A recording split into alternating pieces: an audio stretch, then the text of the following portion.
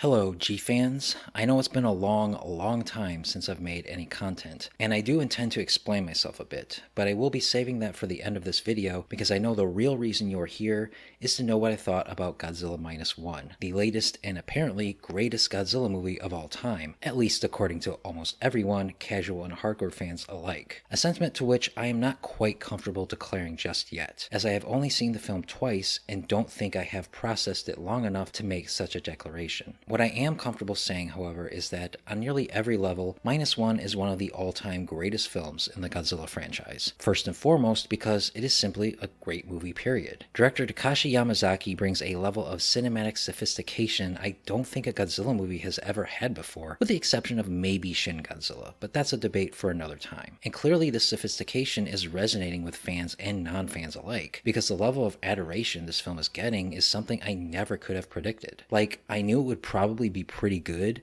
but I had no idea that so many people would be calling it the best film of the year, nor that I think it would do this well at the US box office, and as a Godzilla fan, I couldn't be happier. Now, based on my very first initial impressions, you might think I didn't like the film quite as much as others because I said it wasn't as thoughtful as I expected. Admittedly, this was poorly worded, as anyone can see that that isn't the case. What I should have said is that it isn't as political as I expected. And to understand what I mean, you have to understand my mindset going in. Conceptually, Minus One is my dream Godzilla film. I've long advocated that a remake of Godzilla 1954, made as a lavish period piece and reverential to the original in the same way, let's say, Peter Jackson's 2005 King Kong remake was, would be an amazing film. And so when it was announced that Minus One would be set post-World War II, it was like Toho had read my mind and was giving me that very film. And so I had set these expectations about what the film would be in my head, that it would tackle heavily political issues of its time period, such as nuclear war, Japan's relationship with America, and its overall place in the world after being so heavily crushed in the war. But the film we ended up getting isn't about these things. Hiroshima and Nagasaki are not mentioned, and Godzilla is not used as a metaphor for the atomic bomb. Instead, the film is more personal and intimate. It's about survivor's guilt, PTSD, family, beating insurmountable odds through ground-level grit and determination, and most importantly,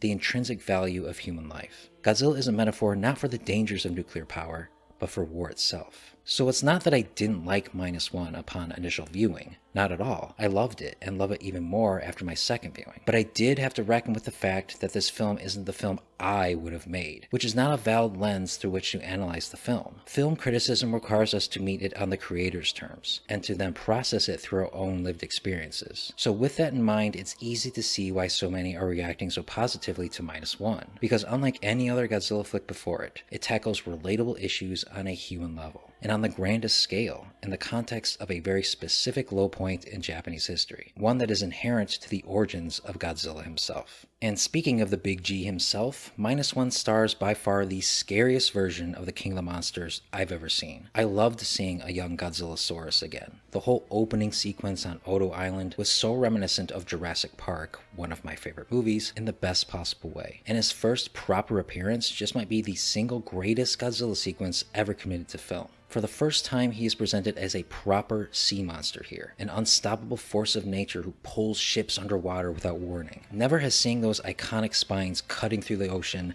ever been so viscerally frightening, and I absolutely love it. Godzilla does so many new and interesting things in this movie, thanks to the incredible special effects. If there was any doubt that the franchise couldn't move past the days of suitmation, those doubts were properly crushed. And most impressively, it's almost all shown in broad daylight, allowing the audience to bask in every little detail. There's no hiding the effects behind the darkness of night or weather effects here. With Minus One, it's like Japan is flexing their effects muscles and showing big budget Hollywood how it's done, which considering the perception of the Godzilla series as being cheesy is all the more cathartic. Even more cathartic is the overwhelmingly positive reception Minus One is getting from seemingly all directions. Both online and in my personal life, people have been praising this film so much. My fiance, who doesn't have an especially large interest in Godzilla and wouldn't have bothered seeing it if I hadn't asked her to, was brought to tears and gripping my hand during the finale. She said, and I quote, "I would have given it a 9.5 out of 10 until the ending, which bumped it to a 10 out of 10. So, needless to say, the reaction to Minus One as a nearly lifelong Godzilla fan is almost as thrilling as the film itself. Now, that's all I'm going to say for now, which I know may be disappointing for those of you who have been waiting to hear what I have to say about Minus One, but I still need time and more viewings to give it the proper analysis it deserves. So beyond this initial impression here, once the film is out of theaters and released to the public,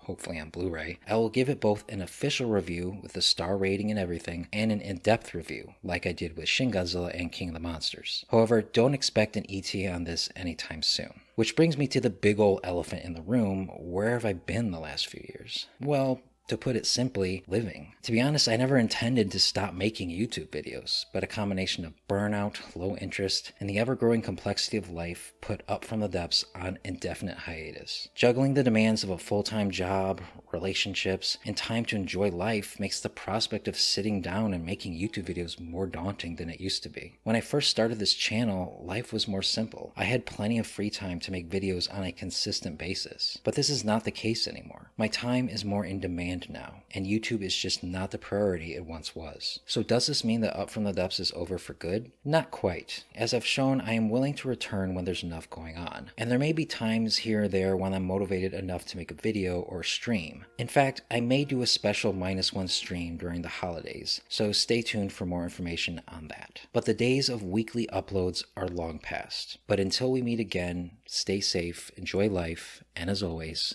long live the king.